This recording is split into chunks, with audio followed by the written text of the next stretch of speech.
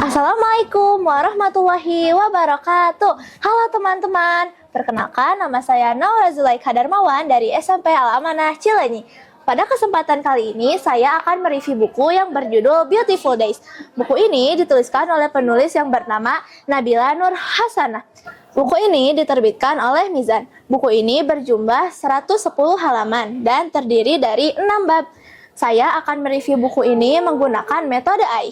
Alasan saya memilih buku ini karena buku ini terlihat menarik dan covernya juga seru.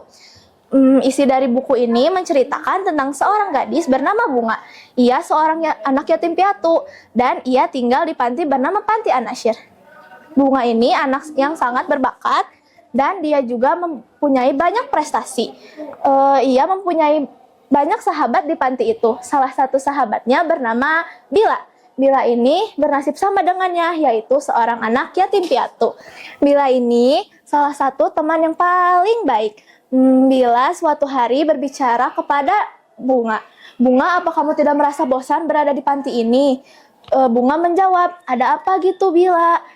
Bila merasa ia ingin seperti anak-anak lainnya yang mempunyai orang tua, atau bisa dibilang dia ingin diadopsi. Bunga merasa sedih karena ia pikir Bila lebih mementingkan kehidupan yang menyenangkan daripada persahabatan. Lalu Bunga pergi ke kamar dengan perasaan sedih. Bila merasa bersalah karena telah menyakiti hati temannya.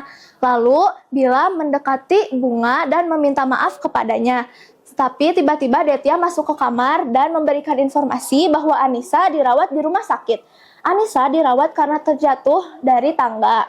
Lalu mereka semua berkumpul di ruang tamu dan mereka pergi ke rumah sakit untuk menjenguk Anissa. Sesampainya di sana, mereka menanyakan banyak hal kepada Anissa. Akhirnya setelah menjenguk, mereka pergi keluar untuk menghirup udara segar. Saat di luar, ada seorang wanita menghampiri Detya.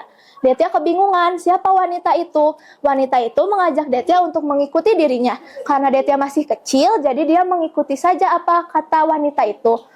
Dia mengikuti wanita itu dan sampai di suatu panti. Pantinya sangat mewah dan sangat besar. Di panti yang besar itu, ia mendapat banyak teman. Dua temannya bernama Catherine dan Cynthia. Catherine dan Cynthia ini berasal dari panti yang sama, yaitu dari Panti An-Nasyir. Detya merasa bosan berada di panti yang besar itu. Akhirnya, Detya memutuskan untuk kembali ke Panti An-Nasyir. Detya bicara kepada mereka bahwa Detya ingin kembali ke Panti An-Nasyir. Cynthia dan Catherine ingin ikut ke Panti An-Nasyir itu. Akhirnya, Detya izinkan untuk ikut ke panti. Sesampainya mereka di panti, Bunda terheran karena Detya datang dengan dua orang, yaitu Catherine dan Cynthia.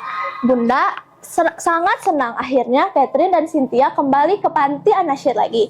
Hikmah yang dapat kita ambil dari cerita ini adalah kita harus selalu menjaga dan menghargai perasaan hati teman kita. Sekian dari saya, mohon maaf apabila ada kesalahan. Wassalamualaikum warahmatullahi wabarakatuh.